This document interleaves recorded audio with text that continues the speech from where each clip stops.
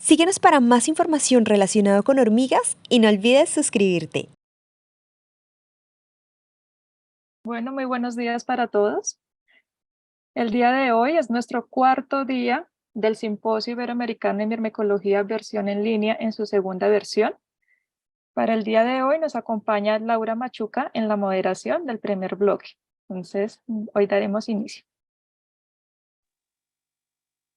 Ok, buenos días a todos. Principalmente agradezco a los organizadores de este encuentro. Y como Daniela ya lo dijo, hoy estaré moderando esta primera parte de presentación de los trabajos. Ok, mi nombre es Laura y vamos a comenzar con el primer trabajo. El primer trabajo se titula When Ants Can Be Harmful to Pollination of Attending Plants. Y quien va a presentar el día de hoy es Amanda Viera da Silva. Bienvenida, Amanda. Puedes comenzar. Recuerda que tienes 10 minutos para tu presentación y 5 minutos para preguntas. Can you see my screen or hear me? Yeah. Okay, thank you. So I don't speak Spanish, then I'm talking in English. I think it's going to be easier than talking in Portuguese. So I'm going to talk a little bit about when ants are harmful to the pollination of plants and to flora visitors.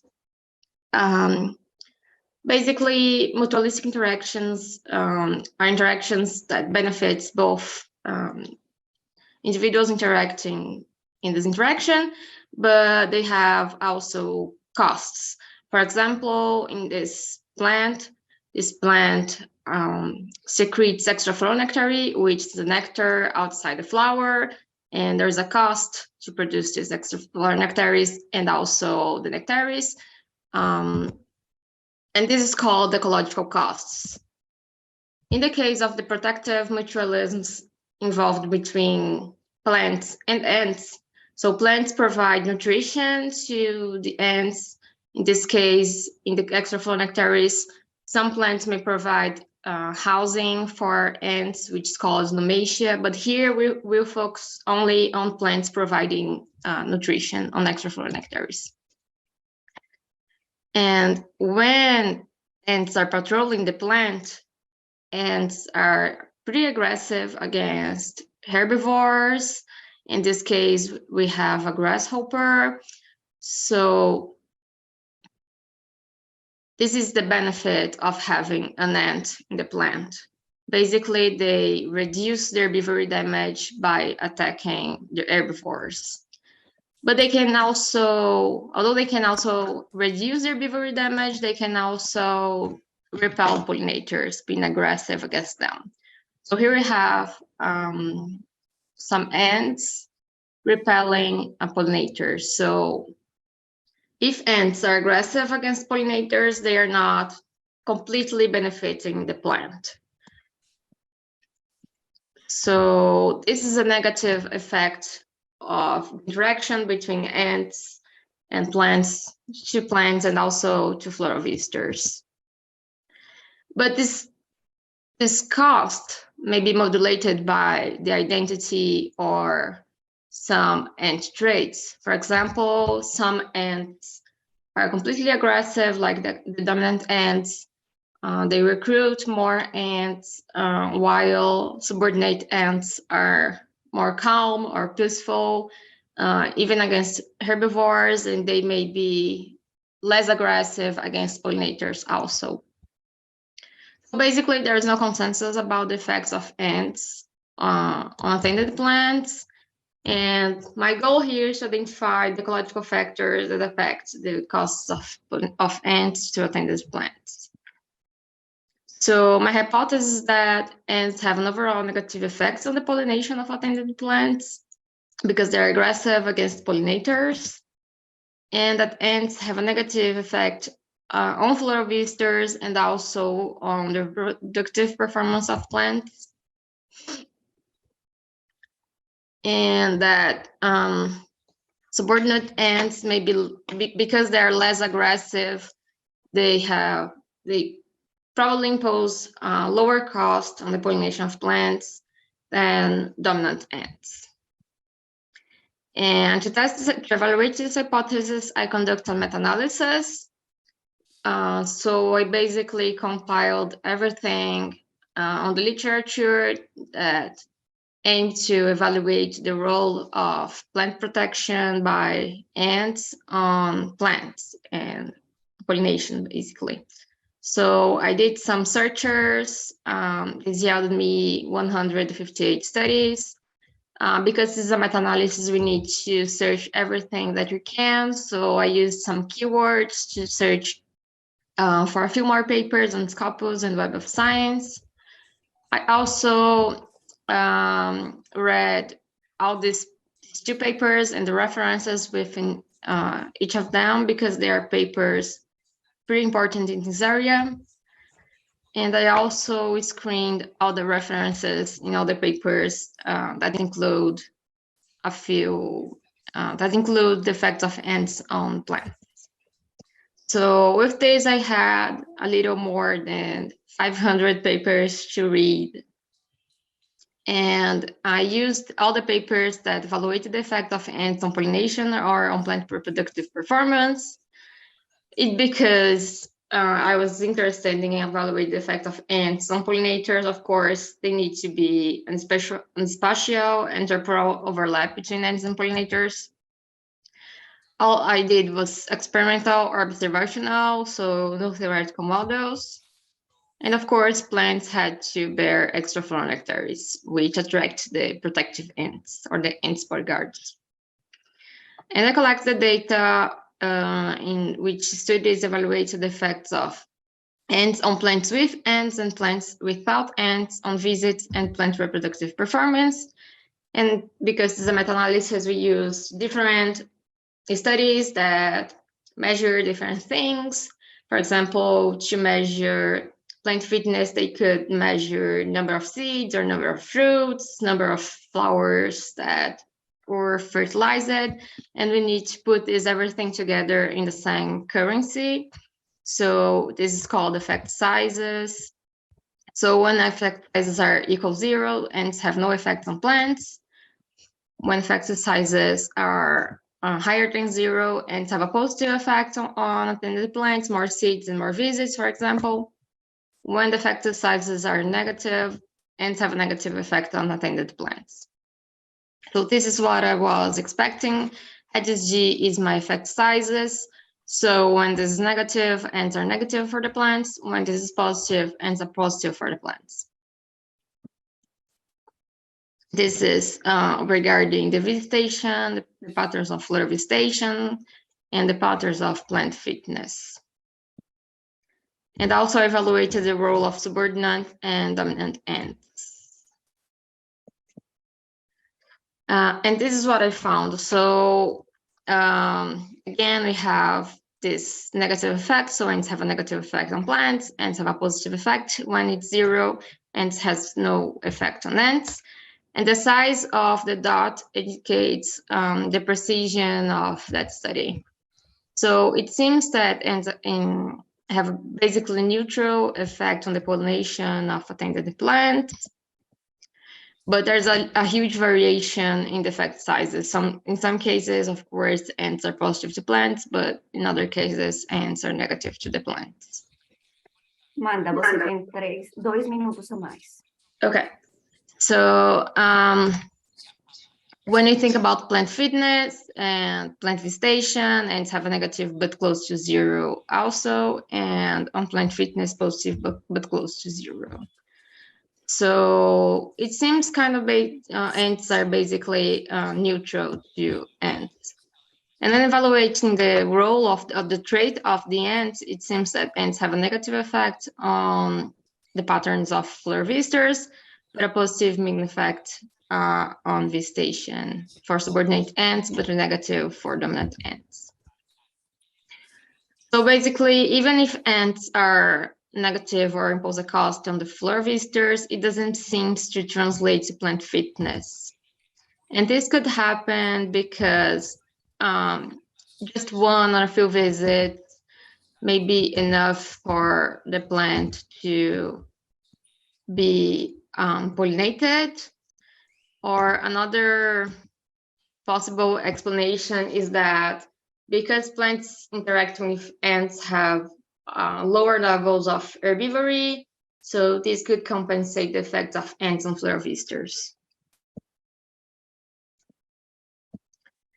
And it seems also that both subordinate ants and dominant ants affect the florovisters in a similar way.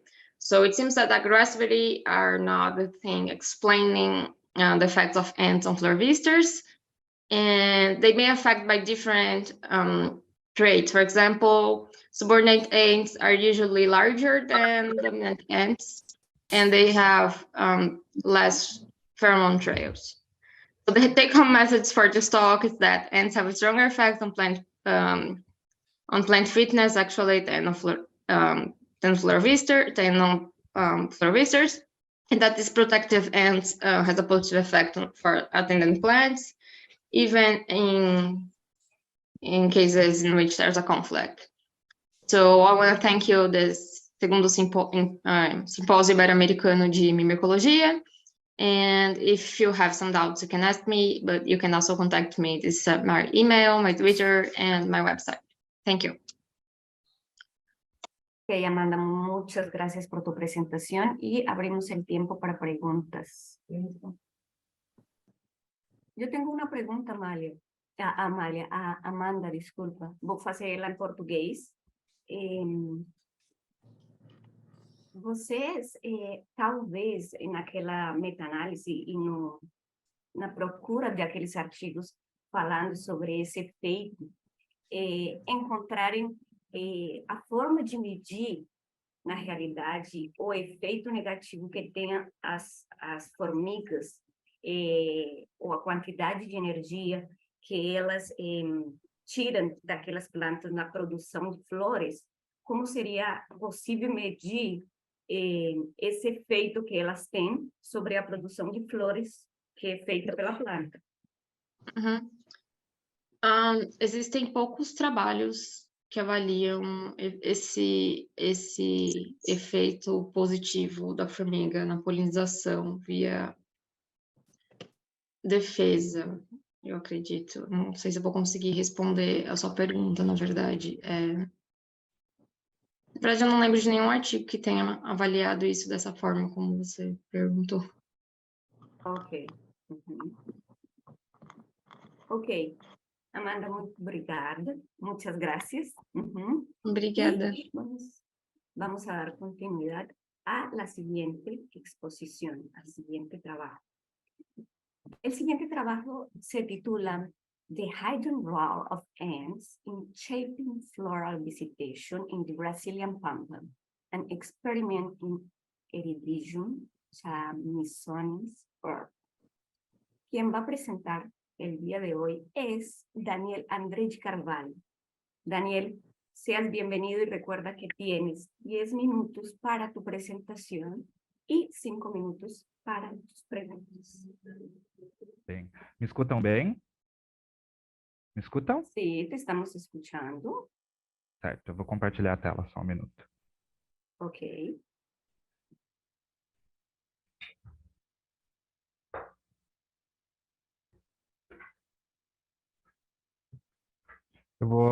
Eu não falo em espanhol, peço desculpas de antemão, mas eu vou tentar fazer essa apresentação em inglês, tá bem?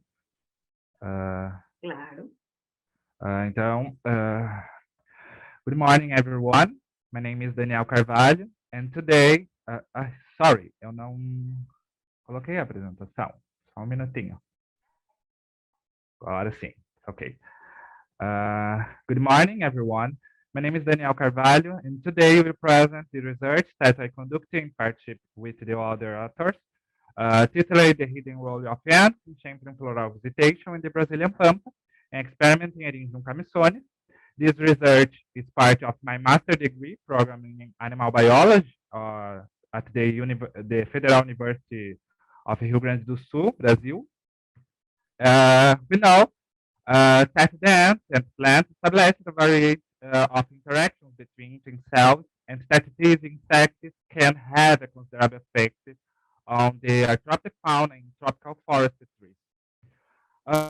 Regarding the interaction between ants and flowers, there is a discussion in the literature about the potential effects of this interaction.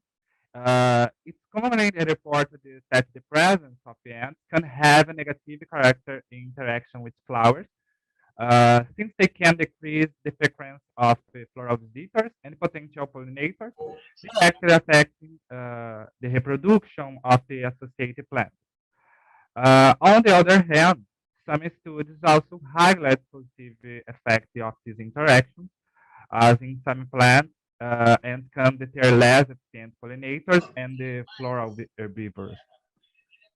However, most of these studies were conducted in tropical regions, and the leaders know about the interactions between ants and plants and flowers in temperate grassland areas, creating a acknowledged gate of the subject. Despite not having a great diversity of trees in these regions, there is still a great diversity of herbaceous plants that maintain interactions with ants. This is the case of the plant Syringium camisone, popularly known as Amigo, gravatado. la cagada. Olá, Amigo. olá. Es muy bueno. Puedes Sorry. continuar, por favor. Certo, desculpa. In the case of the Eryngium camisone, popularmente known as gravatado banhado, which occurs in wetland areas in typical of the regions. Plants of this genus are known to serve as reserves for a multitude of insects. In the case of ants, our forthcoming articles is demonstrating that the fauna of Camponotus termitarius ants occur near and established satellite nests in these plants, and their abundance is higher during the reproductive period, during which they use their floral nectar as food reserves. We also identified that the fauna of floral visitor insects is diverse. In this plant, mainly represented by bees and flies. In this sense, the question remains whether the presence of these ants on the inflorescence is capable of affecting the interactions of floral visitors and how it could be doing so. In this sense, the objective of this abstract was to evaluate whether the presence or absence of Camponotus termitarius affected the frequency of interactions of bees and diphterans, and whether and whether mobility is an important factor for this possible effect. Our hypotheses are that the presence of ants will decrease the frequency of interaction of both visitors, and that mobility is an important factor in this effect. Our work applies in wetland areas belonging to the Federal University of Pelotas, located in Pampa Biome, at the southernmost tip of Rio Grande do Sul, Brazil. In this location, we randomly constructed 17 buffers with a radius of 10, spaced at least 13 meters apart. Within these buffers, 4 Eryngium camisone individuals with inflorescence were randomly selected, with the same phenology and a minimum height of 1.7 meters, to be characterized as one of the following treatments: plants with the passage of Camponotus termitarius and rhizoles onto the inflorescence, plants without ants, with 8 pinnate ants, and with another pinnate organism, in this case, Ulamoides dermestoides, on the inflorescence. To isolate the passage of ants, Tanglefood resin was applied, which has only brushed on the treatment with live ants, in order to control the potential effects of this resin on visitors. Well, 24 hours after setting of the experiment, we observed and recorded the frequency of interactions of bees and diphterans for a period of 15 minutes, in which 10 minutes were dedicated to observation from a distance in 1 meter, from the plant, and 5 minutes were dedicated to observation from a distance of 30 centimeters in order to observe the smaller insects in these groups. This observation occurring during December and February of reproductive period in this plant. We construct mixed generalized linear models to analyze the data to identify whether the presence of ants influence the frequency of interactions of the groups. We compared the living ants and pinned ant treatment with the data from the frequency of interactions of the plants without ants to evaluate whether another organism cause also affected the visitors. We compared that from plants with pinned ants and plants with pinned Phalamoides dermistoides, beetles. And finally, to identify whether mobility is an important factor, we compared data from plants with leaved and pinned Camponotus termitarius ants. We used the frequency of interactions of the groups as the responsive variable, the treatment as predictor variable, and the blocks as the random variable in these models. We used the R for statistical analysis, whereas in relation to the results found, only the frequency of these interactions responded negatively to the presence of ants, demonstrating that the presence of Camponotus termitarius on the inflorescence decreased the frequency of interactions of these insects. As for the objective, we identify that it does not affect the frequency of interactions of this group. These results are commonly reported in the literature, where several explanations could be related to the position of the bees on flowers with ants. Only often emphasizes that these insects detect the chemistry of plants that have been or are being visited by ants. So they might avoid the precisely because it could be a signal of food resources that might be scarce in this location. And this chemistry, or because they may be prevailed upon by these insects, since ants are considerable aggressive as the acquirer of a resource. In the case of diphtheria, Romero et al. In 12 highlighting their meta-analysis that this group is not commonly reported to be affected by the presence of ants on the flowers, as they have large areas that can detect the presence of ants, and they are picked free from them. Moreover, the relation between essential morphological attributes for escape and the interactions with ants on flowers has not been evaluated. As a conclusion of this abstract, we can have identified that the effective results from the interaction between Camponotus termitarius and the inflorescence or insect visitation are determined by identity of the visitors. Thus, we are developing filter work which emphasizes on the influence of ants on the construction of the floral visitors community, but with a taxonomic and functional approach. So, thank you very much. I would like to thank the coordination for improvement higher education personnel for supporting research in my academic trajectory, to the laboratory of the Professor Sebastian Sendoya and the laboratory Professor Adriano Cavalieri. Thank you so much, and happy Mother's Day, as mothers Brazilians. Thank you. Ok, Daniel, muito obrigada pela tua apresentação. Muchas gracias por tu presentación. Muchas gracias por el saludo a todas las madres. Ok, y abrimos el espacio para preguntas. ¿Alguien tiene alguna pregunta para Daniel?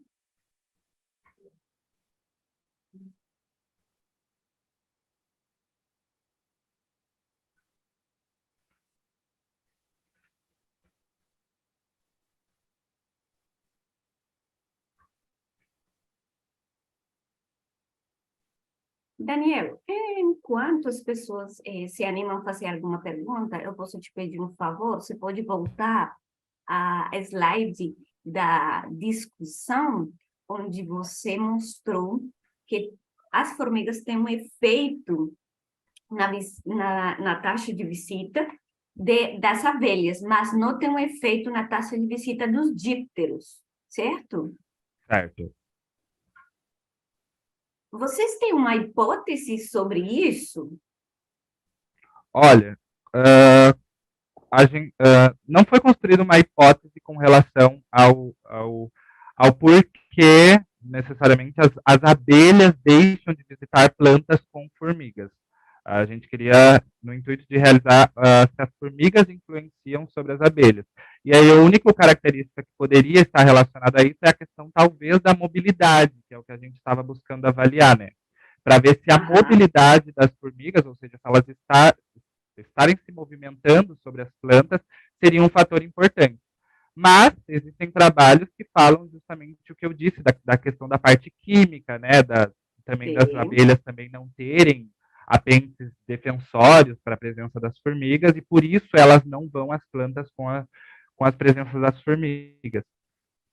Não sei se eu consegui te responder. Sim, eu fiquei aqui pensando em várias ideias, por isso eu te perguntei, pode ser também o efeito do tamanho, ok? Pode ser também o efeito, óbvio, do cheiro, pode ser também o efeito do som. Eu estava aqui pensando várias coisas que poderiam até ser abrir uma janela para criar uma hipótese e ver o que tem na literatura sobre isso, mas achei muito interessante. Sim, inclusive, Claro. com relação a isso, por isso que também talvez avalie, porque assim, eu coloquei como exemplo a apis mellifera, né, mas é uma diversidade de espécies um pouco maior. A gente tem muitos halictídeos também que interagem com essa planta de diversas espécies, né. Então, buscar entender também a questão da parte funcional, morfológica dos bichos pode ser uma novidade importante para trazer para a literatura, porque pode ser que realmente só os bichos maiores sejam afetados e não aqueles bichos menores, entendeu? Então, avaliar o tamanho do bicho, por exemplo, o tamanho do olho, talvez seja algo importante para a questão visual e dar pressupostos para levantar trabalhos sobre esse sentido. Ok. Daniel, vou te ler os comentários aqui. Tem o primeiro, do Norberto. Ele pergunta, terá que mirar com atenção os caraguatais? Acho que eu não entendi essa parte. Eu não consigo ver os comentários. Ok, mas depois eu vou pedir para o Norberto, por favor, no YouTube, se ele pode me explicar um pouco essa pergunta ou esse comentário. A Natália fala, muito bom, Daniel, parabéns pela apresentação, Dani, parabéns, ótimo trabalho. Ótimo trabalho. E tem uma pergunta aqui, vocês têm dados de remoção de herbívoros pela termitários? Sim, ontem a aluna, a pesquisadora Vivian, ela apresentou o resumo dela aqui também no evento, onde ela falou justamente da remoção dessas formigas que estão não na inflorescência, mas na parte da fitoteomata da planta, né, na parte vegetativa da planta, onde as camponotos termitários, sim, elas conseguem defender as plantas dos potenciais herbívoros utilizando os cupins colados em diferentes partes das folhas, elas fazem justamente essa remoção. Ok. Ok, Daniel. Daniel, parabéns, muito obrigada pela sua participação. Muitas graças por haver participado. Eu que agradeço. Ok. E vamos dar vamos pasar a nuestra siguiente presentación. Nuestra siguiente presentación se titula Comunidades de hormigas enfrentando el calentamiento y sequía. ¿Qué les deparará en el futuro? Y quien va a presentar es Natalia Berrazueta. Natalia, buenos días, seas bienvenida y recuerda que tienes 10 minutos para tu presentación y 5 minutos para preguntas. Buenos días, muchas gracias. Sí, expondremos Yarina y yo. Ok, los escuchamos. Pero sí me pueden... Ya se visualiza, Nati.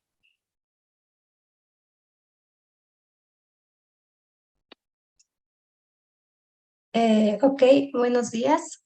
Soy Irina Tapuy y junto con Natalia Berrazueta hablaremos sobre comunidades de hormigas enfrentando el calentamiento y sequía. Siguiente, Nati.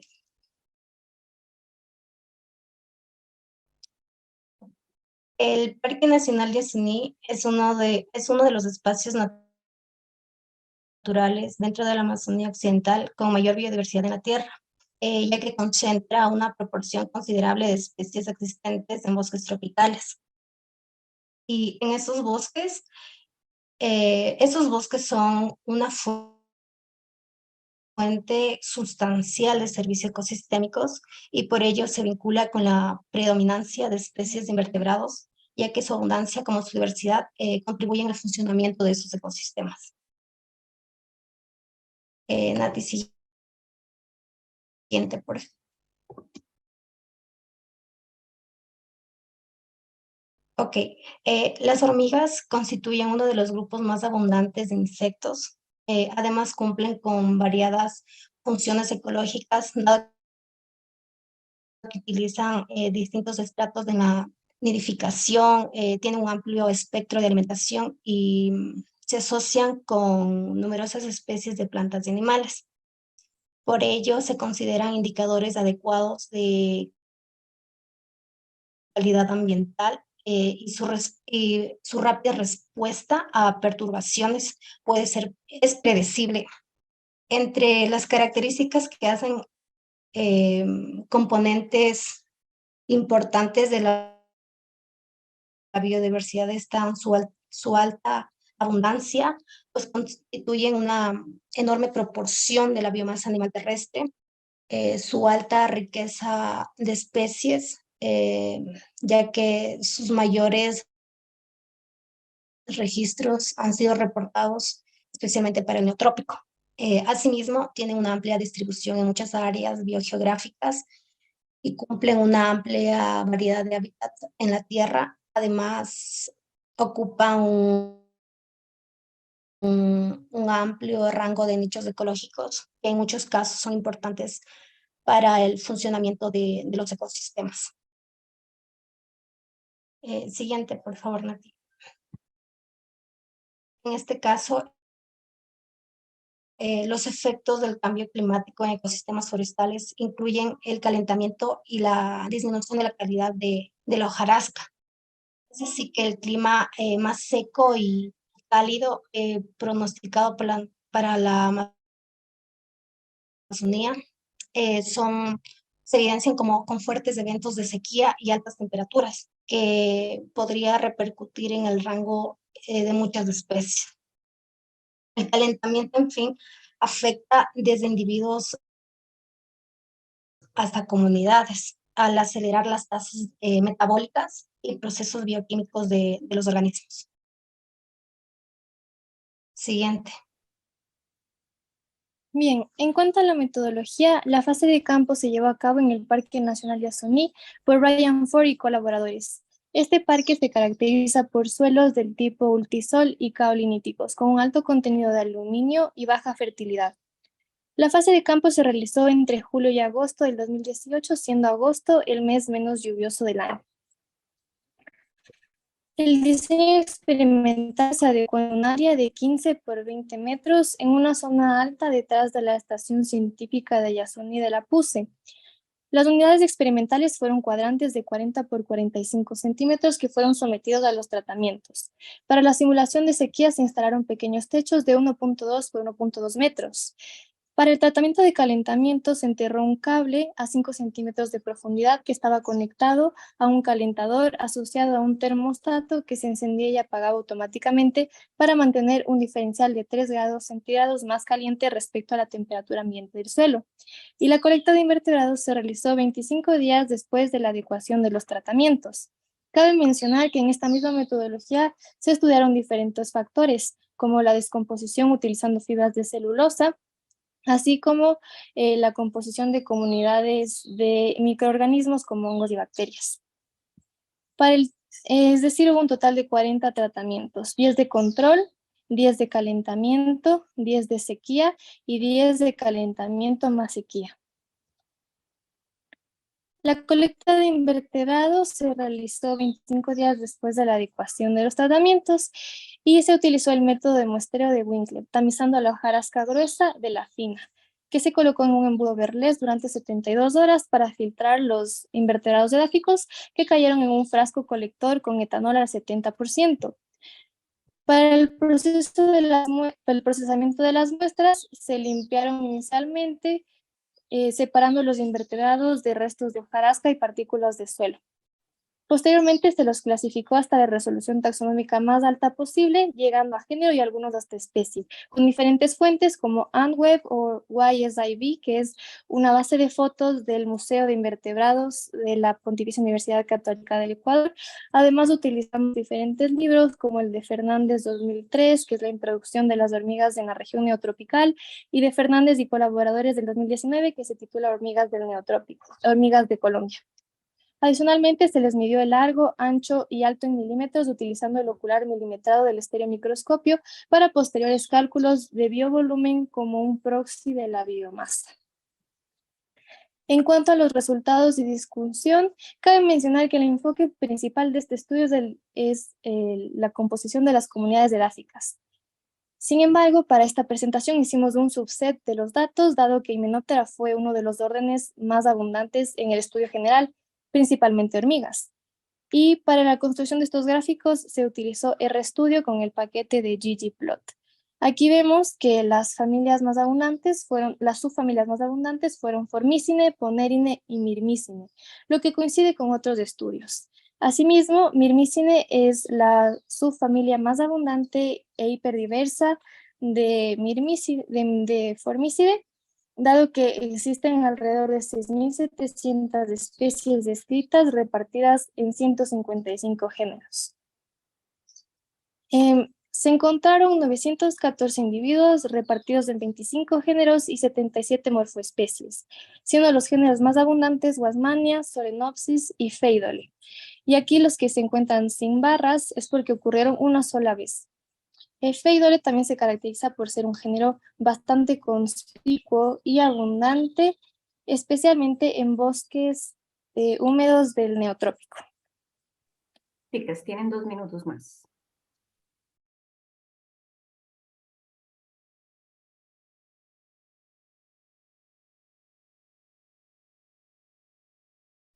Por otro lado, para el parámetro de biovolumen transformado a logaritmo para hacer comparaciones entre tratamientos, se obtuvo que el grupo de depredadores generalistas hipógeas como Octatoma posee un mayor biovolumen, a diferencia de Pheidole, que es el grupo con mayor abundancia dentro de los 4 tratamientos.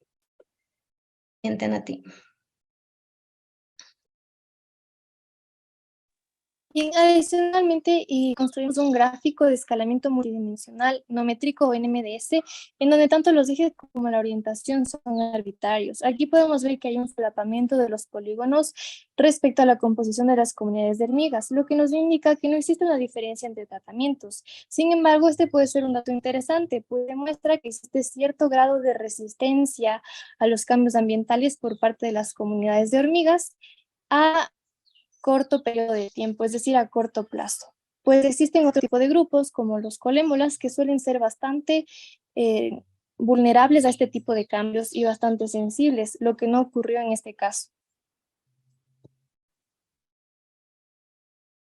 Ok, según la abundancia, en calentamiento tenemos 18 géneros, resaltando hormigas ampliamente distribuidas y más abundantes, dentro de las cuales sobresalen Wasmannia y Pheidole, que son géneros generalistas, afirmando que sitios cálidos influyen y regulan las poblaciones de hormigas.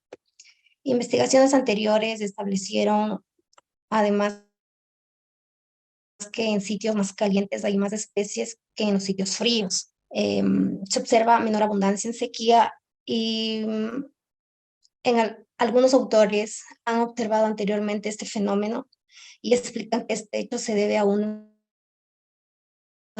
disminución de la disponibilidad de luz. En este sentido, la existencia de sombra provoca una disminución local de la temperatura que puede actuar en perjuicio de la diversidad de las especies que permanecen y anidan debajo.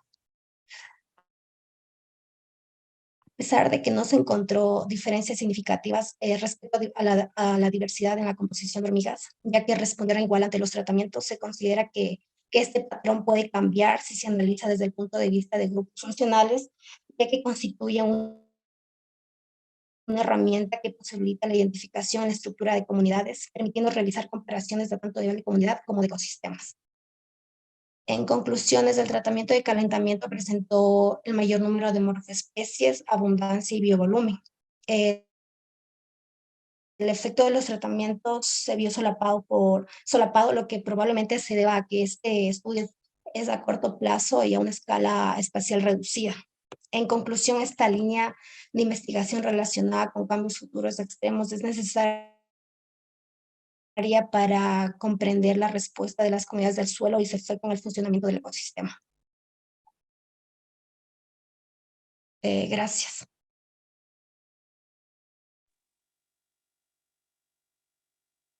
Ok, muchas gracias Natalia y Yarina. Ahora damos unos pequeños minuticos para las preguntas.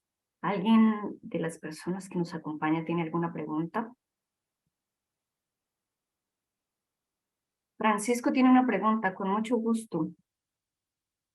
Gracias, muchas gracias. Bueno, felicitaciones, Yari, Nati, su presentación, su trabajo es muy chévere, muy interesante, la verdad.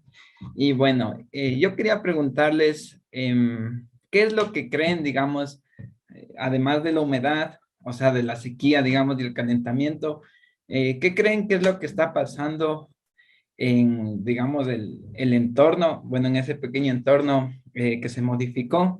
Adicionalmente, no sé, por ejemplo, en las hormigas carnívoras, tal vez cambió la disponibilidad de presas, o en las hormigas cortadoras, como las ratas, digamos, cambió la disponibilidad de hojarasca o de hojas que ellos pueden tomar. Más o menos por ahí va mi pregunta. No sé si me hago entender.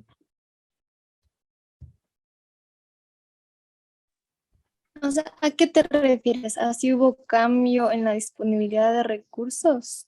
Puede ser, ajá, o sea, sí, o sea, más bien mi pregunta es como apelando a su creatividad, o sea, ¿qué otros cambios se les ocurre que ocurrieron además del obvio, ¿no? Que es la sequía y el calentamiento. Bueno, en general, en nuestro estudio, por ejemplo, se controló que el suelo estaba 3 grados más caliente respecto a la temperatura normal. Es una de las condiciones. Entonces, en nuestro caso, como no hubieron barreras, en sí la humedad relativa en los cuadrantes tal vez se mantuvo. Sin embargo, la temperatura del suelo fue la que se modificó. Si es que hablamos en otros estudios, por ejemplo, que simulan calentamiento y sequía, adicionalmente hay otros en los que también aumentan el CO2, por ejemplo.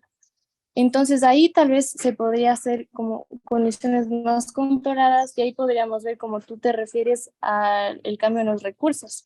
En este caso nuestros únicos parámetros fueron la humedad y la temperatura. Pero como te digo, pudiendo hacer un estudio como más controlado y con una mejor simulación de cambio climático, otra de los parámetros que se pudieron haber modificado es, por ejemplo, la cantidad de CO2. No sé si iba por ahí tu pregunta. Sí, o sea, más bien estaba como que apelando a su creatividad, ajá, pero sí, también, tal vez en ese, ah, ¿cómo? Perdón, no escuché, justo se fue la señal. No, solo decía y quería aportar algo. Como habíamos mencionado, para un futuro queremos hacer un estudio en la parte de grupos funcionales para determinar la variación en cada grupo. Además de, como menciona Nati, tomar en cuenta otras variables que también influyen en las comunidades Claro. de hormigas. Entonces, sería para un estudio en el futuro tener resultados y con eso nosotros poder tener algo con que responderte y decir si cambió esto y eso. Claro, claro, ajá. Chévere, súper chévere. Felicitaciones, Yari y Nati. Francisco, muchas gracias por tu pregunta. Agradezco entonces a Amanda, a Daniel, a Natalia y a Yarina que participaron en este bloque y damos paso entonces para el siguiente bloque de presentación de trabajos. Muchas gracias también a los participantes.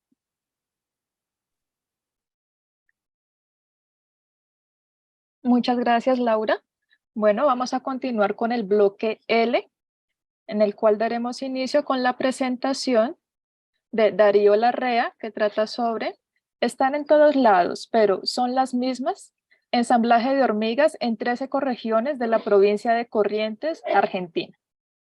Darío, ¿puedes presentar tu pantalla, por favor? Sí, ¿me escuchan bien?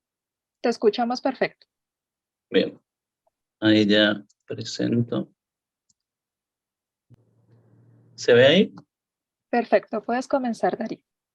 Bueno, muchas gracias.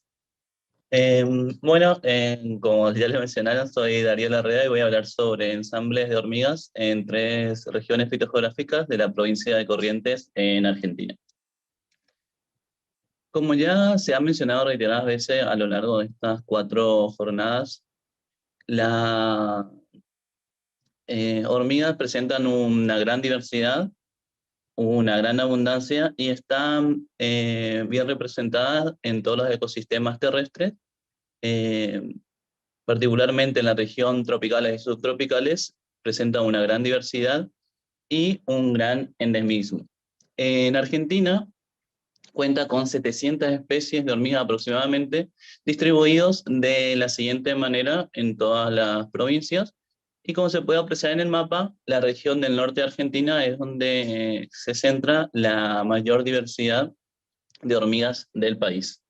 En el norte, particularmente la región del nordeste de Argentina, es la región con mayor diversidad, y esta región está formada por las provincias de Corrientes, Misiones, Formosa y Chaco. A pesar de la gran diversidad de esta región, la mayoría de los estudios han realizado muestreos en áreas focales de mucho valor para la conservación, como son principalmente parques nacionales y áreas protegidas, y se puede ver ahí cuáles fueron los principales trabajos en la región, y los puntos rojos marcan las áreas donde se realizaron esta región. Esto pone de manifiesto la gran extensión de la región que aún falta estudiar, lo que indicaría un gran número de especies y registros para reportar sobre hormigas. De estas 4 provincias, Corrientes se destaca por sus particularidades fitogeográficas, debido a que es una región de confluencia de 3 importantes regiones fitogeográficas para la región fitogeográfica paranaense, la región fitogeográfica chaqueña y la región fitogeográfica del Espinal. A partir de la gran relevancia de la región debido a la riqueza de especies y estas particularidades en la estructura fitogeográfica que presenta la provincia, nos planteamos los siguientes objetivos. Uno de ellos fue comparar las comunidades de hormigas en ambientes naturales de estas 3 regiones fitogeográficas. Como ambientes naturales tomamos los principales ambientes naturales de la región, que son los bosques y los pastizales, y además en estos bosques y pastizales evaluamos cómo es la variación de la diversidad de hormigas en relación a la heterogeneidad ambiental. Es decir, que probamos la hipótesis de heterogeneidad ambiental en estas áreas. Para realizar el estudio, se evaluaron 2 áreas en cada una de estas regiones fitogeográficas, contabilizando un total de 6 áreas. En cada una de estas áreas se mostraron un bosque y un pastizal separados al menos 1 kilómetro uno de otro, y se utilizó, además de la caracterización del ambiente en relación a la composición florística, La cobertura de dosel se utilizó como una variable para tener un valor numérico en relación a la cobertura de dosel del área de estudio. Como método de colecta se reutilizaron trampas Tilfal, las cuales tanto en los bosques como en los pastizales se trazaron 2 transectas de 200 metros y a lo largo de esa transecta se colocaron 20 trampas separadas una de otra por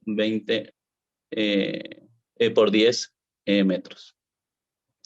Todas las muestras fueron colectadas y llevadas al laboratorio y depuradas y determinadas a nivel taxonómico, y todos los ejemplares fueron depositados en la colección de Cartrone de la Universidad Nacional del Nordeste.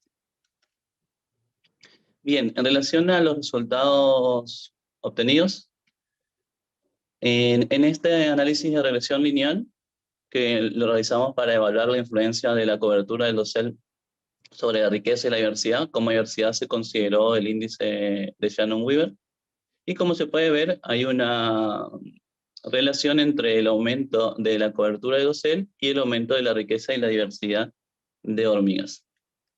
Esto ya fue reportado por otros estudios que han evaluado el efecto de la heterogeneidad ambiental en comunidades de hormigas, respondiendo a uno de nuestros objetivos, que era evaluar esta heterogeneidad ambiental y cómo respondían las hormigas en nuestra área de estudio.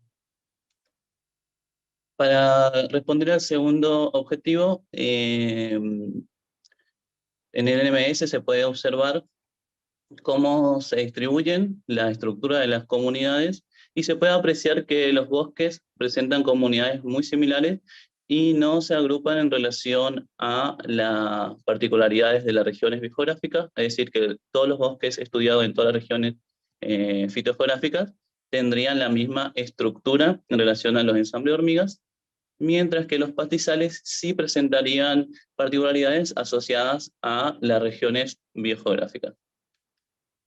En relación a esto, varios autores han mencionado que esta estabilidad de los bosques podría deberse al efecto que tienen la estructura arbórea sobre la regulación tanto de la temperatura como de la radiación solar sobre las comunidades de hormigas.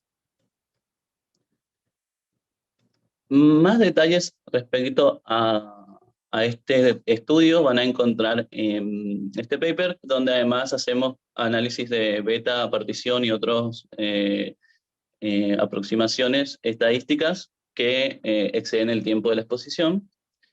Y antes de terminar la exposición me interesaría comentarle cómo es el estado actual de estas comunidades. El año pasado en la provincia de Corrientes se produjeron intensos incendios que consumieron más de 1 millón de hectáreas de la provincia. Como pueden ver en el mapa, todas esas áreas afectadas también cubrieron muchas de las áreas donde realizamos los estudios y afectaron importantes áreas desde bosque nativo, un 3% de plantaciones tanto de pino como eucalipto, un 52% de pastizales, 32% de humedales y un 10% de otras formaciones vegetales. En el mapa se puede ver la gran extensión, pero para entender en realidad la magnitud de estos incendios es importante verlo a nivel histórico. Si consideramos todos los registros históricos que existen sobre incendios en la provincia, se puede ver que en la región hay incendios regulares con solo un pico muy extremo en el 2006, y se puede ver, esto tiene relación con que los pastizales de la región son pastizales pirógenos, entonces están regulados por ciclos de incendio e inundación en la región. Y estos registros históricos, si incorporamos a estos valores los incendios del año pasado, se puede apreciar la gran magnitud que tuvieron estos incendios y el efecto que implicó para las comunidades hormigas, representando un evento extraordinario, y eso despertó nuestro interés para evaluar qué pasó con las comunidades, debido a que nosotros tenemos datos históricos ya de esta área. Y lo que hicimos fuimos hacer colectas, apenas pudimos acceder a las áreas de... Se puede ver en la imagen, aquí, como aquí en el fondo de la imagen, se puede ver que aún había un poco cuando fuimos a hacer los análisis, muestreos, y en la pueden ver alguna muestra de proceso de campo donde había mucha ceniza prácticamente y lo que hay en las muestras. Y se realizaron muestreos, nos centramos principalmente en los pastizales debido a que representan más del 50% de la cobertura de la provincia y debido a los permisos que podían darnos de acceso, debido a que las áreas boscosas eran más difíciles de acceso debido a que había muchos focos aún trabajando en controlar. Y lo que hicimos fueron estudios en áreas quemadas y no quemadas, y como resultados parciales, aún porque aún tenemos muchas muestras de procesar, porque fue un año intenso de colecta, en lo que pudimos ver a lo largo del año es desde enero hasta diciembre, una rápida restauración de la cobertura vegetal y de la estructura florística de los pastizales, y lo que evidencia lo que ya dice la bibliografía, que son pastizales adaptados a estos ciclos periódicos de incendios, y las muestras de hormigas que se procesaron actualmente son de los 3 primeros meses, y aún no se aprecian diferencias significativas, aunque sí hay una ligera valores más altos en relación a las áreas no quemadas, pero no presentan diferencias significativas. Habría que ver cómo se sigue respondiendo a lo largo de las muestras que vayamos incorporando al análisis, si se mantiene esta tendencia o no. Darío, tienes un minuto para terminar la presentación. Perfecto. Nada más quería cerrar con esta frase de Wilson que me parece muy inspiradora, debido a que considero que expresa la importancia de estos estudios para mejorar el mundo. Nada más. Y ahí dejo mi mail para cualquier consulta y contacto. Muchas gracias, Darío. Julián Sabatini tiene una pregunta. Dice, hola Darío, ¿cómo estás? Muy bueno tu trabajo. ¿Por qué no se evaluó el gradiente espacial completo? Es decir, ¿saben qué es lo que sucede en la zona ecotonal de transición de cobertura arbórea, malezal más abundante o arbustizal incipiente? Solo eso, es una curiosidad. Nuevamente, felicitaciones.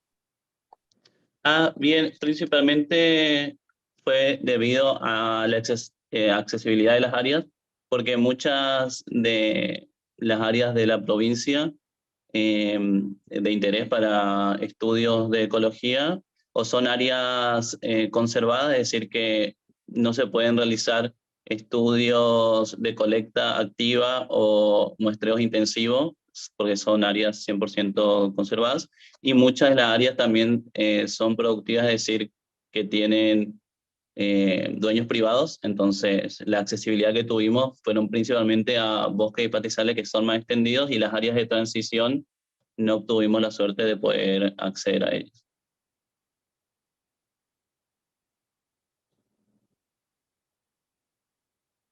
Muchas gracias, Darío. ¿Alguien del público tiene otra pregunta que quieran? Si quieren, pueden levantar la mano y participar. En YouTube también estamos leyendo las preguntas.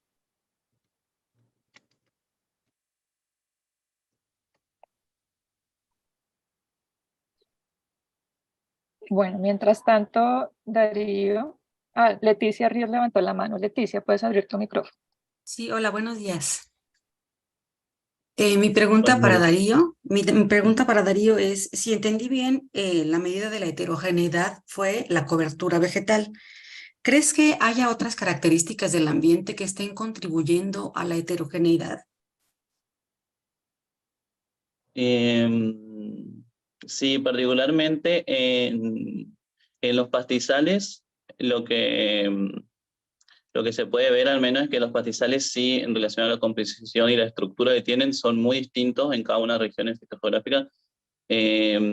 Las selvas no tanto, o sea, las particularidades no tienen, en relación a la composición de la flora que presentan cada una de las regiones, no está muy marcada la diferencia, y creo que principalmente sería esa la otra variable que influiría, que serían la estructura tanto del sotobosque y otras particularidades que se pueden encontrar en las selvas estudiadas, que se detallan un poquito más en el paper donde mencionamos. No lo mencioné ahora debido al corto tiempo de la presentación, pero esa es otra posibilidad que consideramos nosotros, además de la cobertura. Consideramos la cobertura debido a que nos permite tener un valor numérico para realizar un montón de aproximaciones estadísticas principalmente. Sí, muchas gracias. Muchas gracias, Darío. Muchas gracias, Leticia, por tu pregunta. Muy interesante, Darío. Incluso pues la parte final que tú hiciste de tu presentación nos conecta con la siguiente charla. Ya puedes dejar de hacer tu presentación. Bueno, La siguiente perfecto. charla, vale, muchas gracias, Darío, es precisamente la recuperación post-incendio de las comunidades de hormigas mediterráneas en Andalucía, sur de España, con Juan Manuel Vidal Cordero y coautores.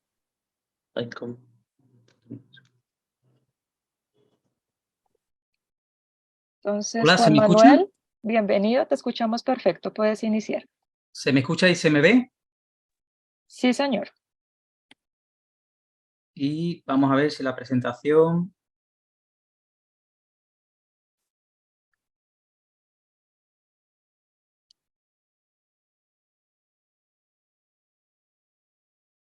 Listo, ¿no? Perfecto, puedes iniciar. Muy bien, pues buenas tardes para muchos, buenos días para aquellos que están al otro lado del charco, saludos desde España. Mi nombre, gracias por la presentación, mi nombre es José Manuel, no Juan Manuel, Daniela, pero me pueden llamar Jota, que es como me conoce todo el mundo. Y vengo a presentaros un trabajo que justamente forma parte de uno de los capítulos de mi tesis doctoral dirigida por Chin Cerdá y Elena Angulo. Vamos allá. El fuego, los incendios forestales, y tanto que conectamos bien con la presentación anterior, es uno de las perturbaciones más frecuentes en los trabajos de investigación. Y entre otras cosas que al remodelar pues, el paisaje, altera drásticamente los ecosistemas forestales y son capaces pues, de modificar tanto la estructura como la composición de las comunidades bióticas, ¿no?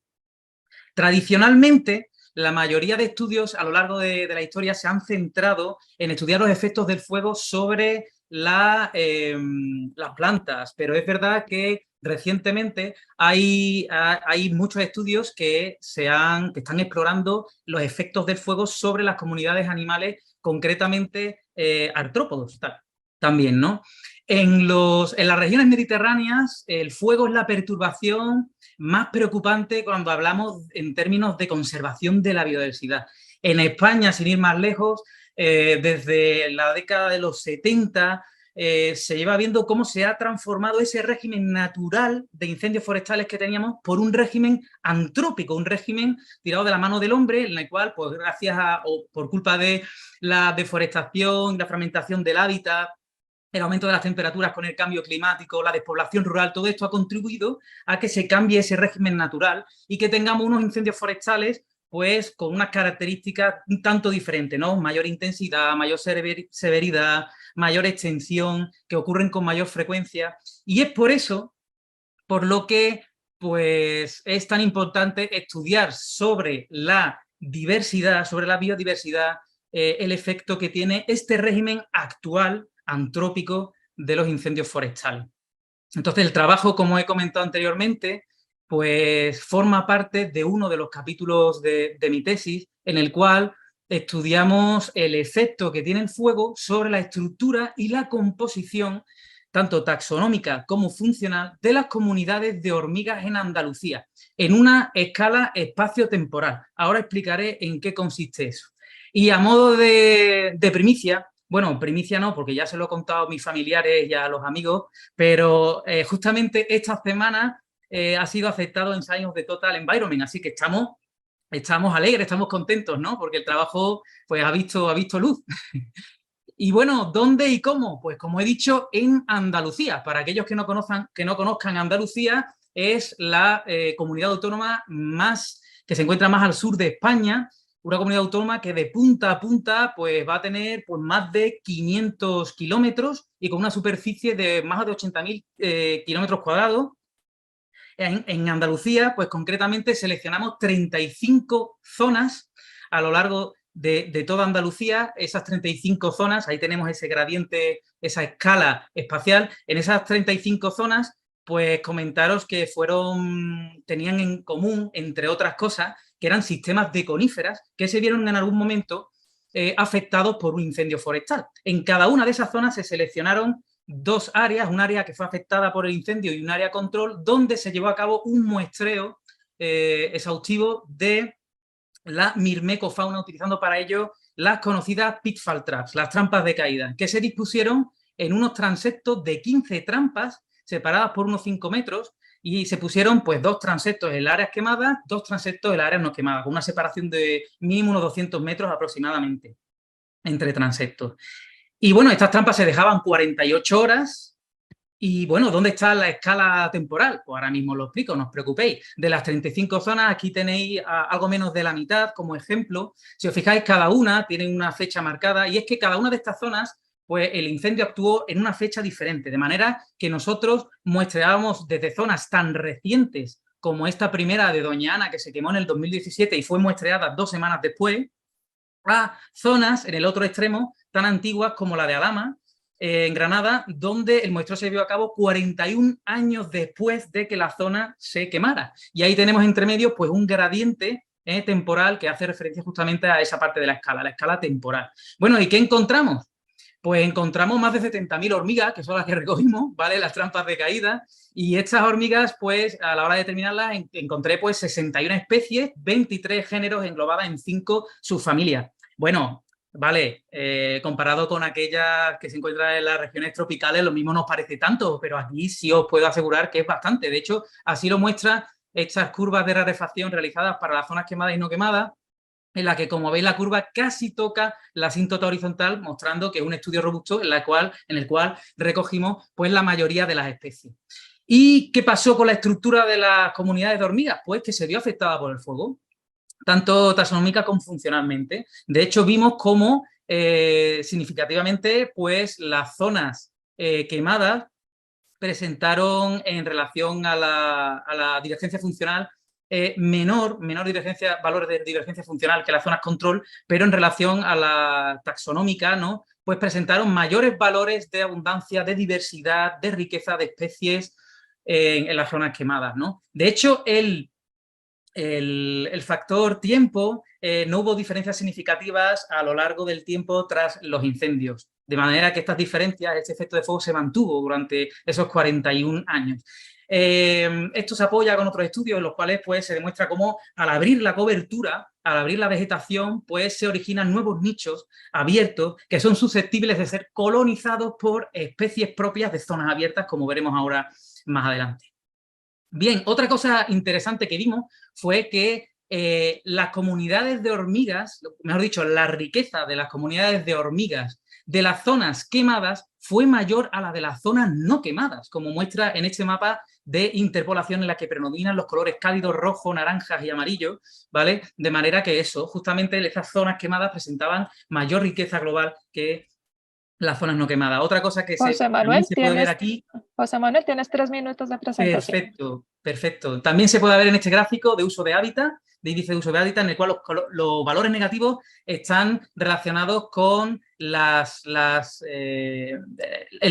ocupar esas áreas quemadas, ¿no? De las 61 especies, más del 50% de las especies de hormigas se encontraba de forma más frecuente en las áreas quemadas que en las áreas no quemadas. ¿Y qué pasó con la composición?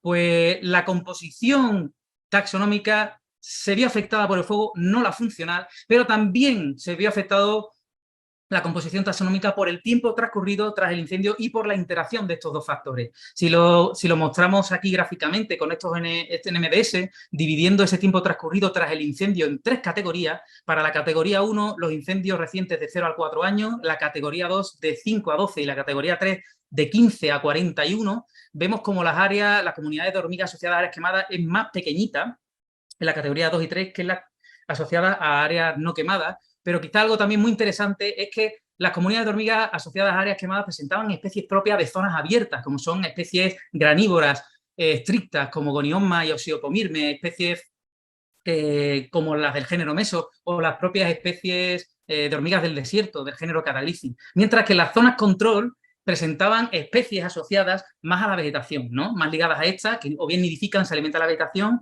como diversas especies del género Tecnotoras o especies arborícolas, como son Crematogasther scutelaris o Camponotus lateralis. Y por último, ¿qué pasó con los rasgos funcionales que también analizamos? De los 13 rasgos funcionales, el fuego afectó a la mitad aproximadamente. Por poneros un ejemplo, en relación a la diurnalidad, el grado de polimorfía y la nidificación, el tipo de nidificación, las zonas quemadas presentaban comunidades de hormigas con especies más estrictamente diurnas, con un grado de polimorfía más acusado y que nidificaban mayoritariamente en el suelo. Mira por dónde son rasgos funcionales característicos de especies de zonas abiertas. Una especie, por ejemplo, de libro serían pues las especies de hormigas del desierto del género Cataglyphis, que estaban bastante bien representadas en este trabajo, ¿no? Como esta, por ejemplo, Cataglyphis velox. En conclusión, podemos decir pues que el fuego aumenta la riqueza global de hormigas independientemente del tiempo transcurrido desde el incendio, que las zonas quemadas recientemente albergan hormigas con rasgos funcionales adecuados para las zonas abiertas, pero que con el tiempo el efecto del fuego sobre algunos rasgos funcionales se va perdiendo, recuperándose los rasgos que había antes del incendio. El fuego afectó a la composición taxonómica, pero no a la funcional. Y en último lugar, podríamos decir que, bueno, que sí, que las comunidades de hormigas de Andalucía se recuperan al menos parcialmente después de un incendio. Eso es todo. Muchísimas gracias por vuestra atención y por la oportunidad de haberme dejado presentar este trabajo aquí. Espero que dé tiempo para algunas preguntitas fáciles, ¿vale? Fáciles, por favor.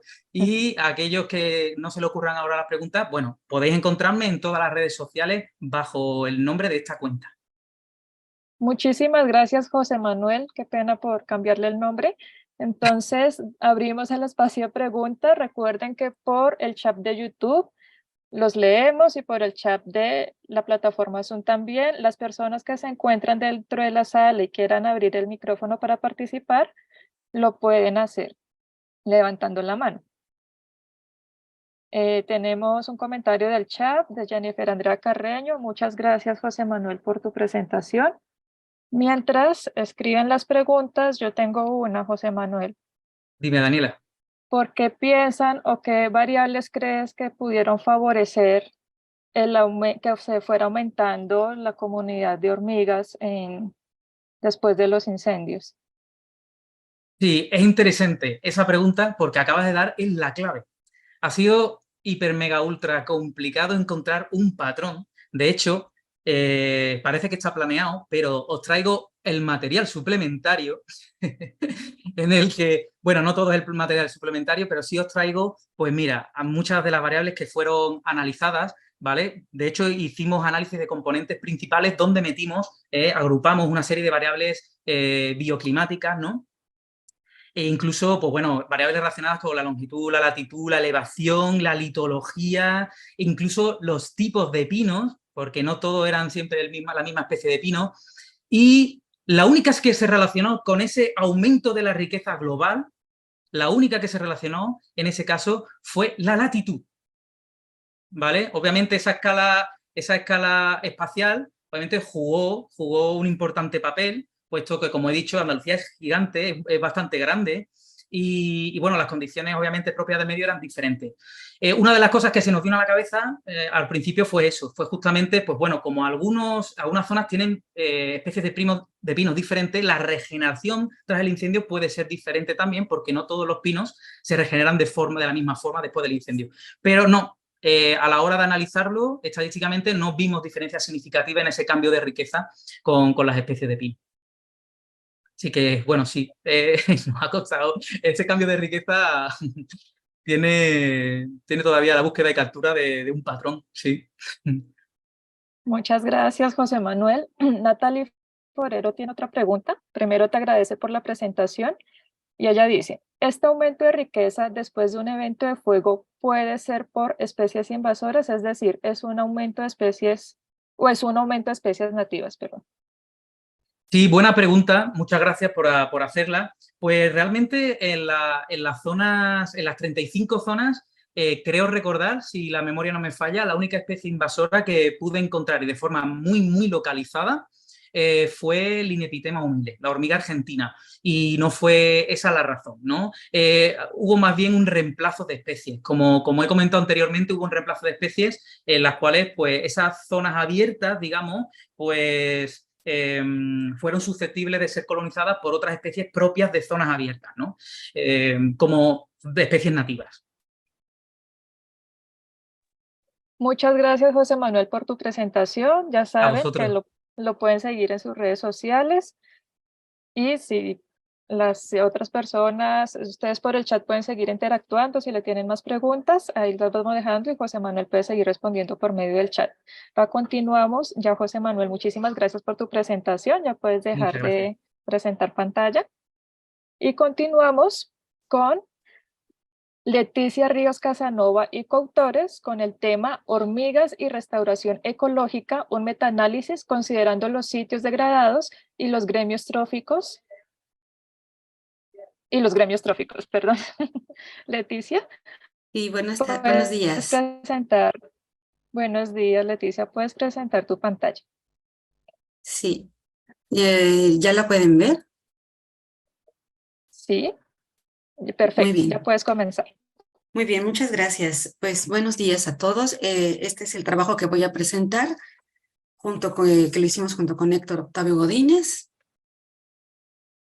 Y bueno, como ya hemos estado viendo en las pláticas, pues sabemos que las hormigas tienen un papel muy importante en los ecosistemas. Actualmente a las hormigas se les ha utilizado para evaluar los procesos de restauración ecológica.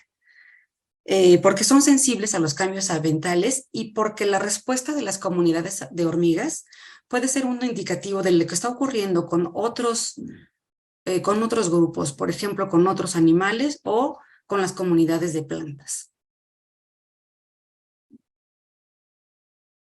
Bueno, entre las principales actividades que degradan al ambiente se encuentran la minería, la ganadería, la agricultura, u otros fenómenos, por ejemplo, fenómenos naturales como los incendios que acabamos de ver.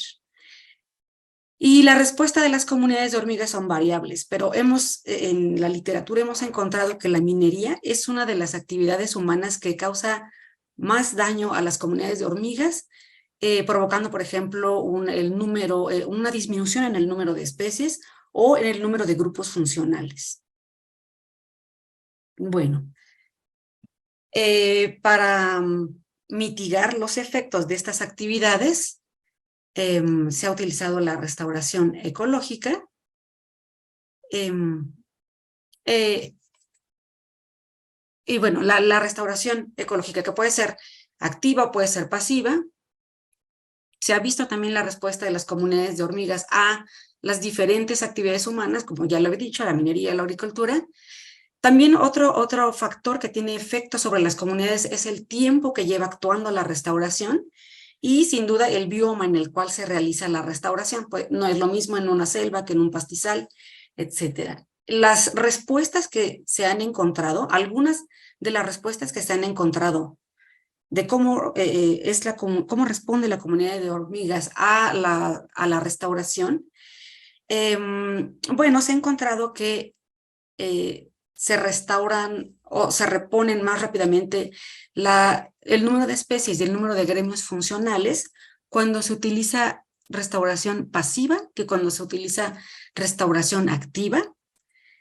En general, el número de especies y grupos funcionales incrementa con los años de restauración y que este número de especies y grupos funcionales se restaura más rápidamente en zonas tropicales que en zonas templadas. Bueno, cuando se ve cómo es la respuesta de las hormigas a la restauración, generalmente lo que se hace es medir el número de especies y el número de grupos funcionales. Y se emplea frecuentemente en los grupos funcionales propuestos por Andersen. Casi siempre se mide qué ocurre con los sitios que se restauran y se comparan con los sitios de referencia. Los sitios restaurados son aquellos sitios en donde la presión que está degradando al sistema deja de ejercerse, ya sea porque se implementa restauración pasiva o restauración activa. Se compara con un sitio de referencia. Un sitio de referencia es aquel sitio que no ha sido afectado por la degradación ambiental o que ha sido menos afectado y se considera como la referencia. Es el sistema original o algo lo más parecido al sistema original. Nosotros proponemos que para hacer una evaluación de cómo afecta la restauración a las comunidades de hormigas, no solamente se comparen los sitios restaurados con los sitios de referencia, sino que también se tomen en cuenta los sitios degradados. Un sitio degradado es aquel que ha sido afectado por un disturbio ambiental y que no ha recibido ninguna acción para restaurarlo, es decir, es el punto cero, el punto en el cual no se ha iniciado la restauración de ninguna manera o en el que aún se sigue ejerciendo la presión. Nosotros proponemos que hay que hacer una evaluación de qué pasa con las comunidades en estos sitios y también proponemos que cuando se hagan estas evaluaciones se tomen en cuenta no solo los grupos funcionales, sino los gremios tróficos, porque los gremios tróficos de las hormigas están directamente relacionados con el ciclo de materia y de energía y nos hablan directamente de cómo es el funcionamiento de los ecosistemas. Bueno, lo que estamos pensando que vamos a encontrar al hacer una revisión de los estudios que han usado restauración y ver su efecto sobre las comunidades de hormigas es que los sitios restaurados aumenten su diversidad. Como aumenta la diversidad vegetal y las interacciones, pues aumenta el número de especies y la diversidad trófica en las comunidades. También creemos que los sitios degradados, como han comenzado a recuperarse debido a la restauración, pues van a tener, los sitios degradados van a tener menos especies, gremios tróficos y grupos funcionales que aquellos sitios que se restauran. Bueno, para tener un panorama general de qué está ocurriendo cuando se implementa restauración, hicimos una búsqueda en la literatura que abarcó un periodo de 40 años, de 1980 al 2020, usando estos buscadores de Easy Web of Knowledge, con palabras claves como restore, rehabilitate, reforestation, y ants, y combinaciones de estas palabras o de estas partículas de palabras. ¿Qué fueron los datos que obtuvimos? Bueno, de las citas obtuvimos el país, el bioma en el que se realizó el estudio, cuál fue la actividad degradadora, cuál era la actividad que se utilizaba para restaurar y la condición de los sitios, es decir, si había sitios, cómo eran los sitios restaurados, los sitios de referencia y los sitios degradados, y cuánto tiempo llevaba la restauración actuando. Obtuvimos también el número de especies de hormigas, el número de gremios tróficos y el número de grupos funcionales. Bueno, y utilizamos este cociente de respuesta, esta fórmula, esta división en la cual ponemos en el numerador lo que pasa con las comunidades restauradas y en el denominador cómo son las comunidades de hormigas, en el sitio de referencia o en el sitio degradado. ¿Cómo son las comunidades de hormigas? Con eso me refiero a cuál es el número de especies, el número de grupos funcionales o el número de gremios tróficos. También con estos datos calculamos un índice de similitud. Utilizamos el índice de Sorensen para ver qué tan parecidos son los grupos, las comunidades de hormigas en los sitios que se restauran con respecto a la referencia o con respecto al sitio degradado. Ya saben, en términos de especies, de grupos funcionales o de gremios tróficos. Bueno, encontramos alrededor de 80 artículos que hablan de estos temas de restauración y que incluyen estos datos que nosotros queremos usar, pero 41 cumplieron con los criterios para ser incluidos en nuestra base de datos, es decir, que nos dijeran el número de especies, gremios funcionales y gremios tróficos, pero que tuvieran la lista de especies para poder clasificarlas. Y de esa manera obtuvimos 176 medidas de la riqueza de especies de hormigas, gremios tróficos o grupos funcionales, y aquí están los países en los cuales encontramos estos estudios. Vemos que en Brasil y en Australia es donde se ha hecho un mayor número de estudios en el que se considera a las comunidades de hormigas para evaluar el efecto de la restauración ecológica. Y aquí están los datos. Cuando estos cocientes de respuesta son negativos o menores de 0, quiere decir que los sitios que se restauran no han alcanzado a tener tantas especies como los sitios originales. Entonces, en todos los casos en los que se ha implementado restauración, ya sea activa o pasiva, el número de especies es inferior a los sitios de referencia. Eso lo podemos ver en estas gráficas. Cuando hacemos este análisis tomando en cuenta la actividad degradadora, ¿no? Como la agricultura, la ganadería, la extracción de madera, etcétera, o cuando consideramos el bioma, ya sea bosque, desierto, pastizal, selva o la zona urbana, vemos que también todos los números son negativos, es decir, la restauración no está alcanzando a recuperar a las comunidades de hormigas en términos de las especies, que es la barra gris, los grupos funcionales, que es la barra blanca, o los gremios tróficos, que es la barra de color negro. Salvo Leticia, por aquí, sí. Leticia, te quedan 2 minutos de presentación. Sí, muchas gracias. O salvo en esta excepción, que es para la zona urbana, donde encontramos que sí hubo más grupos funcionales y gremios tróficos, pero este resultado lo tomamos con reserva porque solamente tenemos un trabajo que hable sobre restauración en zonas urbanas. Y aquí está el otro resultado. Estoy poniendo aquí en donde dice referencia, es cuando comparamos a los sitios que se restauran con los sitios de referencia, ya no estamos dividiendo entre restauración activa y pasiva, están todas juntas, y vemos que otra vez el resultado es el mismo, es negativo, es decir, no se alcanza a tener tantas especies, grupos funcionales o gremios tróficos como los sitios de referencia o los más conservados, digamos, pero cuando comparamos los sitios que se restauran con los sitios degradados, encontramos que siempre este resultado del cociente de respuesta es positivo. Eso quiere decir que los sitios que se restauran siempre tendrán más especies, más gremios, más grupos funcionales y más gremios tróficos que los sitios degradados.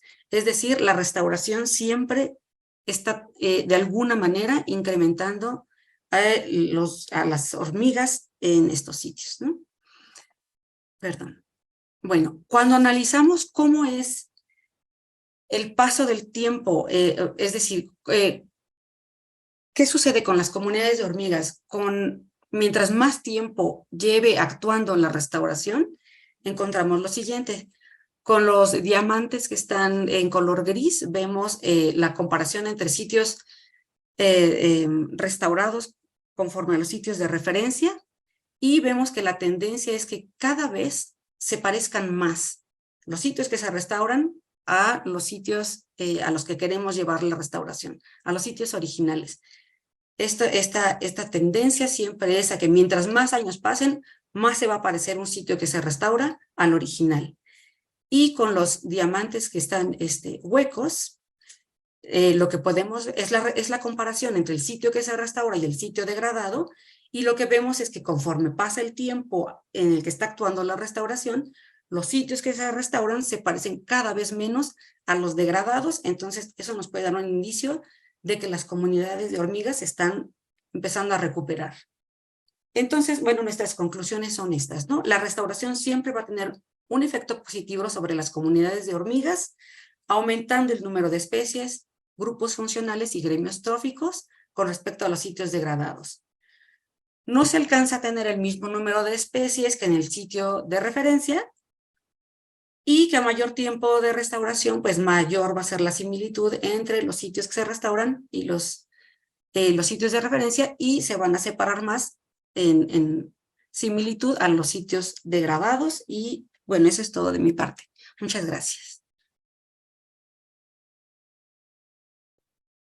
Muchas gracias, Leticia, por tu presentación. Tenemos 2 a 3 minuticos de preguntas. Ya tenemos la primera de Daniel Carvalho. Sí. Está en portugués, voy a ver si la puedo traducir bien. Sí, por favor. Bueno, él dice que no entendió muy bien, que si tú con gentileza le puedes explicar cómo eran esos 2 tipos de restauración en los bosques nativos.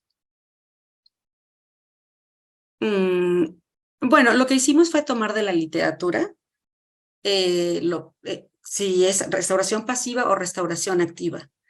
pero eso está basado en los datos que encontramos en la literatura. Entonces, lo que nos diga el artículo, cómo fue el tipo de restauración, así fue como lo consideramos. No sé si contesté a su pregunta. Y Leticia, dentro de esos estudios, ¿cuál viste que era la más común o la forma más común de restauración? Bueno, lo más común es llevar a cabo restauración activa. Hay muchos ejemplos de restauración pasiva, pero la mayor parte son restauración activa. Y lo que se hace es introducción de plantas, introducción de semillas, en algunos casos introducción de suelo. Esto tiene que ver sobre todo con cuál fue la actividad degradadora. Cuando se emplea minería, por ejemplo, que es una de las más agresivas, hay que hacer desde introducción de suelo, por ejemplo. Pero es bastante variable entre todos los estudios. Vale, tenemos la última pregunta de Natalie Forero. A mayor tiempo de restauración, ¿se podrá ver aumento en los gremios tróficos y grupos funcionales o solo se observa en la riqueza? No, también se observa en grupos funcionales y en gremios tróficos.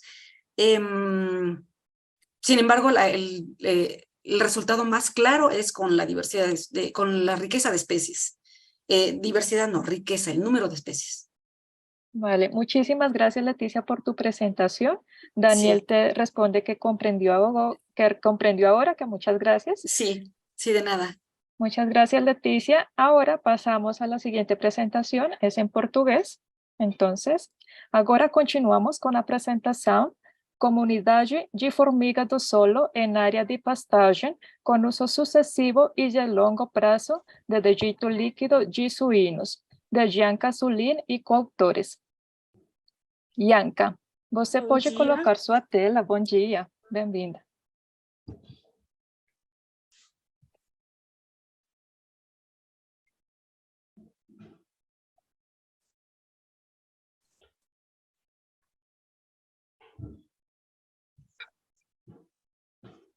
Está aparecendo? Sim.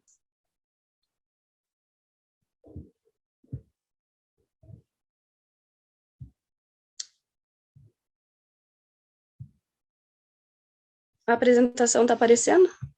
Não.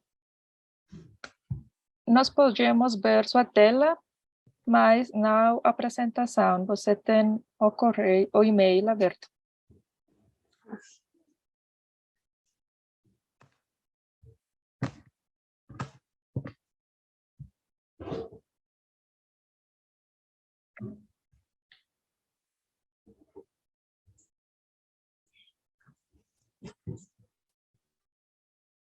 Agora sim. Sim.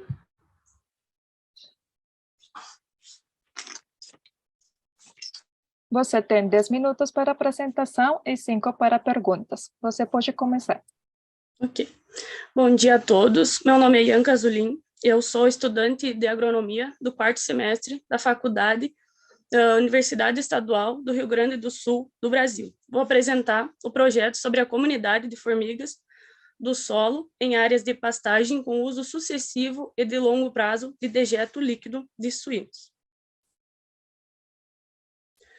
Bom, o objetivo desse trabalho é estudar as comunidades de formigas em áreas de pastagem com o uso sucessivo de dejeto líquido de suínos na região sul do Brasil, para entender melhor a diversidade edáfica dessas áreas, para que possamos ter uma melhor noção da diversidade desses organismos. O Brasil é o 4º maior produtor de carne suína do mundo, sendo esta a fonte principal de proteína principal consumida no país.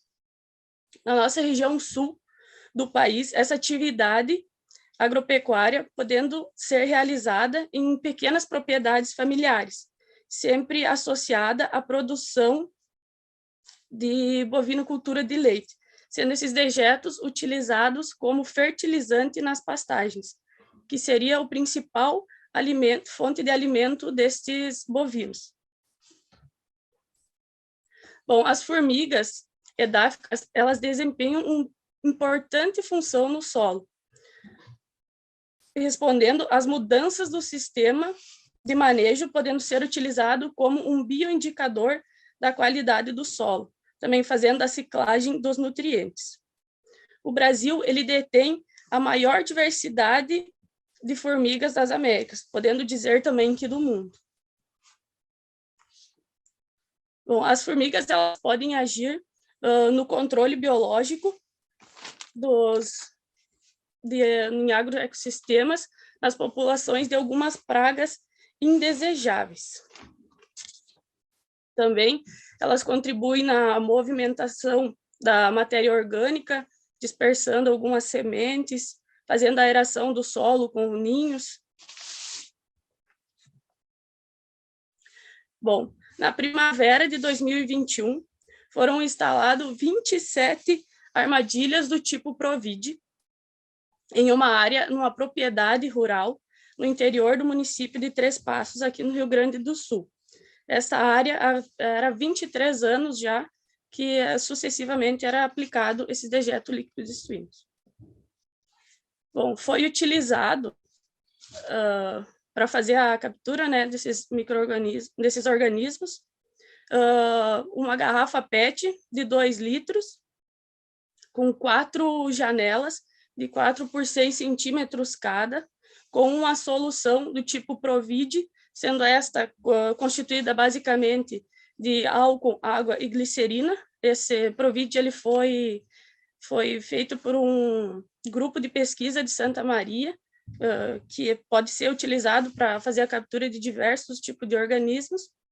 Essa instalação dessas armadilhas ocorreu de uma forma aleatória e dispersa, dividida em 3 terços, contendo 9 armadilhas cada.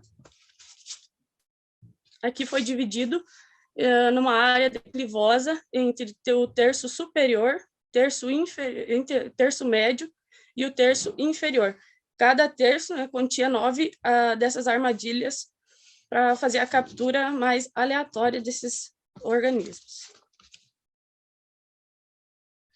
Após isso, foram coletadas, ficaram 7 dias no campo, essas armadilhas foram coletadas, passou por uma triagem de limpeza, e eles foram armazenados em frascos com essa mesma solução de Provide. Eles foram armazenados em um local refrigerado para ter uma melhor conservação desses organismos. Foi utilizado as lupas binoculares para poder fazer uma melhor identificação e classificação das suas subfamílias, de cada formiga, para poder facilitar essa identificação das chaves taxonômicas. Utilizamos o Guia para os Gêneros de Formigas do Brasil, para poder identificar e classificá-las dentro das suas subfamílias. Como resultados, conseguimos obter e coletar 1.684 formigas das seguintes subfamílias: 649 da Dolichorinae, 27 da Dorylinae, 140 Formicinae, 870 Myrmicinae, uma Proceratinae e um organismo a gente não conseguiu fazer essa identificação. Bianca, você tem 4 minutos restantes de apresentação. Ok, obrigado. Aqui temos uma tabela na divisão por terços, uma média, né, da quantidade de formigas obtidas em cada terço. No terço superior, tivemos uma média total de 78,3 formigas. No terço médio, obtivemos uma média total de 64,9 formigas. E no terço inferior, uma média total de 43,8 formigas. Podemos observar que no terço superior, a área onde foi coletado mais formigas. Aqui temos as imagens das principais formigas que mais foram encontradas: 649 da Dolichorinae e 870 da Myrmicinae, na área de dejeto, que foi aplicado dejeto líquido de suínos a longo prazo, no tempo de 23 anos. Bom, o que a gente pode concluir desse trabalho é que a área de utilização de dejeto líquido de suínos a longo prazo teve uma relevante quantidade de formigas edáficas. Esse estudo teve uma grande relevância dentro dos registros edáficos dessa área utilizada a longo prazo, pois não tínhamos muitos registros computados sobre esse projeto, relacionado a isso. Também a gente realizou um estudo de uma área de 12 anos para poder fazer a comparação dos impactos da utilização desses dejetos líquidos dos suínos na comunidade das formigas. Queria agradecer ao ERGS pela disponibilidade dessa bolsa de iniciação científica Inicio ERGS, FAPERGS e CNPq, que é através do edital do PROPEG 01/2022. Aqui temos algumas referências que foi citada no trabalho. E seria isso. Muito obrigada pela atenção. Muito obrigada, Ianca, pela sua apresentação. Vamos às perguntas. Agora, tem uma de José Manuel Vidal. Ele fala: agora estou muito curioso sobre um organismo não identificado. Também uma formiga, nesse caso, a sua família não é conhecida? Essa a gente não conseguiu fazer identificação, pois não é um organismo que a gente não sabia, não conseguimos classificar a sua subfamília. Ok, Ianca.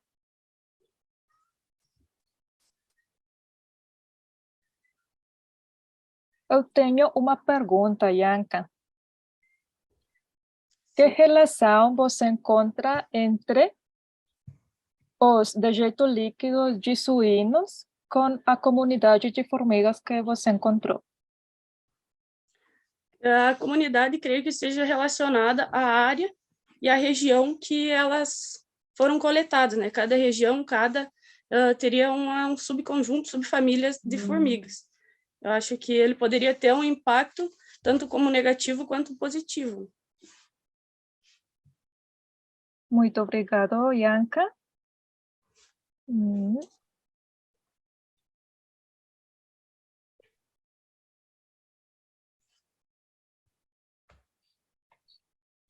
O professor Fernando Fernandes, da Colômbia, fala que você pode compartilhar imagem do exemplar não identificado para receber ajuda. Posso? Seria ótimo. Vamos entrar em contato para a gente poder fazer essa identificação. Profesor Fernando, no sé si podría compartir tu correo electrónico para que Ianca lo pueda tener y poder compartir la imagen. Ok. Muito obrigado, Ianca, pela Eu sua que apresentação, muito interessante. O professor Fernando deixa no chat o e-mail. Tá. Vou pegar. Obrigado. Obrigada. Bueno, hemos terminado el bloque bloque L de presentaciones. Vamos a ir a un breve descanso y regresamos a las 9:59 para iniciar la siguiente bloque a las 10 de la mañana. Entonces podemos ir a tomar un cafecito, estirarnos un poquito y ya regresamos.